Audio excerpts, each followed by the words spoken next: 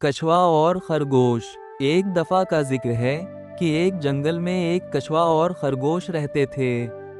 खरगोश को अपने तेज रफ्तारिये पर बहुत नाज था।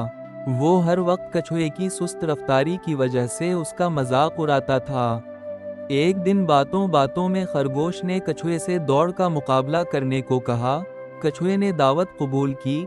बाहम मशवरे से मकाम रवानगी का ऐलान किया गया।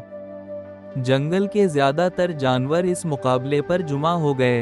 इन्होंने कुछ फासले पर वाक़े दरख्त को जीतने की जगह नामजद किया। दौड़ शुरू हुआ। खरगोश ने जल्द ही कछुए को बहुत दूर छोड़ दिया। इसने पीछे देखा तो कछुए का कहीं नाम वाओ निशान नहीं था।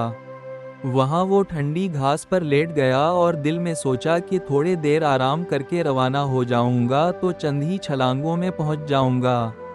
ठंडे घास और ठंडे हवा ने ऐसा मज़ा दिया कि वो कुछ ही देर बाद सो गया। इस दौरान कछुआ आहिस्ता आहिस्ता खरगोश के पास से गुजर गया और जीत के मकाम पर पहुंच गया। खरगोश जब नींद से बेदार हुआ तो सोचा कि कछुआ अभी दूर होगा। लिहाजा जब वो जीत के मकाम पर पहुंच गया तो कछुए को मौजूद पाया और बहुत शर्मिंदा हो गया। नतीजा, सुस्त और साबित कदम दौड़ का मुकाबला जीतता है।